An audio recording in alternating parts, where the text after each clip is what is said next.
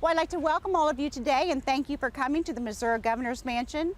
On behalf of Governor Jeremiah J. Nixon, First Lady George Ann Wheeler Nixon, their two sons, and their dog, Daniel Boone, we welcome you to the home. This building that we're standing in front of was built in 1871, completed in January of 1872, making it 140 years old. This mansion also has the distinction of being one of the oldest official governor's residence to be in continuous use, dating back to 1872. Well, central Missouri was not very well settled. There were a lot of people in St. Louis, Missouri. We had just completed the Civil War, and there was still a little bit of tensions left from the war at that time. Appropriations were given to build this building. However, they waited a couple years after that to make sure that we were on steady ground financially. This is actually the third building on this site for the Governor's Mansion. The first building was a building for the legislators with rooms set aside for the governor and his family. After the family outgrew the space of two small rooms in that building and the Capitol was built, another smaller building was built for the governor and his family. However, the materials used for that were not sufficient enough to withstand the weathering and the years of use on a home like that and became very dilapidated.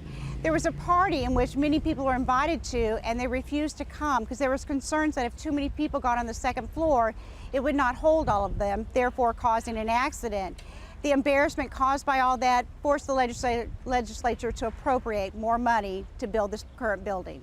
The first family, B. Gratz Brown and his family that moved into this current mansion, moved in January of 1872. B. Gratz Brown had a quarry down in Iron County, Missouri, and he had these beautiful pink granite columns made and delivered to the home, providing and starting a tradition of each first family giving a gift of some sort and leaving it to our mansion.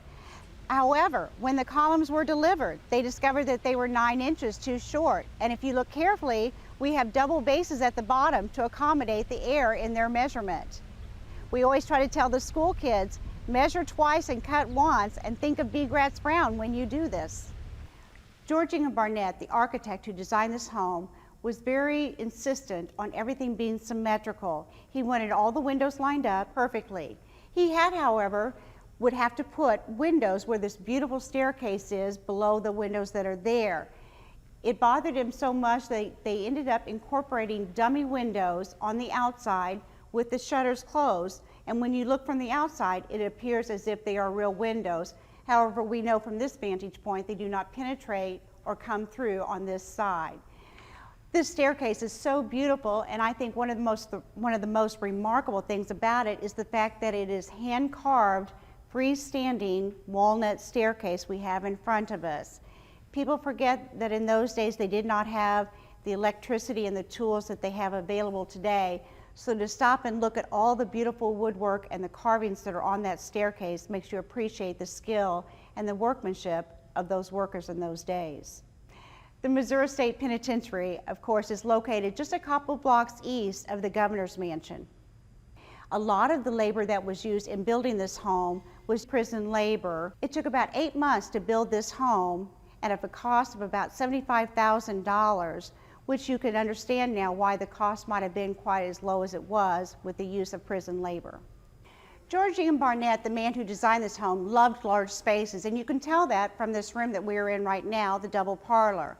There's a lot of large rooms throughout to accompany and be able to handle all the large amounts of people that come to the mansion, not only for tours, but all of the special events they host here at the mansion. I'd like to point out to you the shape of this table that you have in front of you, as well as it's carried over into some of the floor coverings that we have. It is the natural footprint of the design of this home. It's called an apsidal shape with rectangular sides and 2 half circles on either end. If you were above the mansion looking straight down from a helicopter, that would be the shape that you would see in the design of this house. I would like to share with you this portrait that we have of Mrs. Hadley here at the mansion. Mrs. Hadley was one of the youngest first ladies that lived here at the mansion. However, she chose to wait and have her portrait painted years later when she was in her 60s. The story is that her son, John Hadley, did come in and see the mansion years later and remarked that he wished his mother had not waited until she was so much older to have her portrait painted, and he had also wished that she had chosen a dress that did not look like a nightgown. Mrs. Hadley lived here at the mansion when in February 1911, Lightning struck the old Capitol building and it burned, and she and her children were upstairs swaddled in blankets watching in horror as the fire burned down the Capitol building. This is a portrait of Mrs. Carolyn Bond. Carolyn Bond was really important to the mansion in what she did and provided for all of us. In 1973, she opened this mansion to public tours, trying to make the mansion available to all the people and the children of Missouri. We have around 70,000 visitors annually, and the docents have so far given 8,000 volunteer hours to the mansion and the tours. The docents wear these costumes to try to share with those individuals that come into the home what it might be like if they had visited the home in the 1870s. This is one of my favorite items here. This is a silver punch bowl that's from the USS Missouri. On the front, you can see the picture that has been engraved of the original USS Missouri.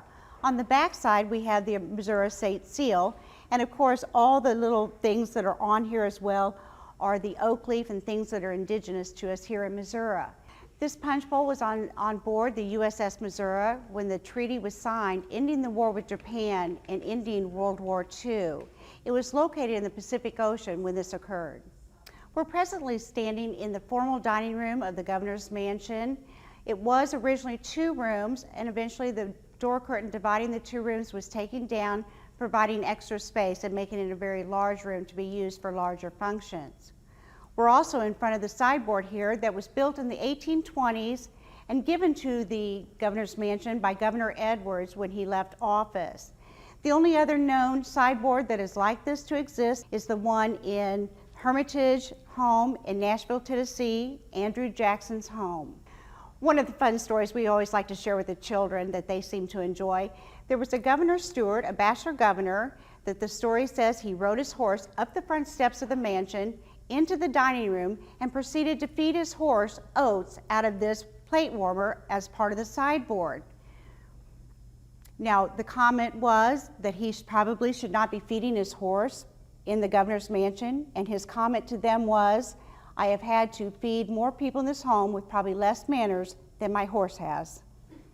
The lovely portrait up here is of Mrs. Crittenden. She and her husband, Governor Crittenden, lived here at the mansion during the times of Jesse James and Frank James, the lawlessness that we were worried about the safety of people with train robberies and bank robberies.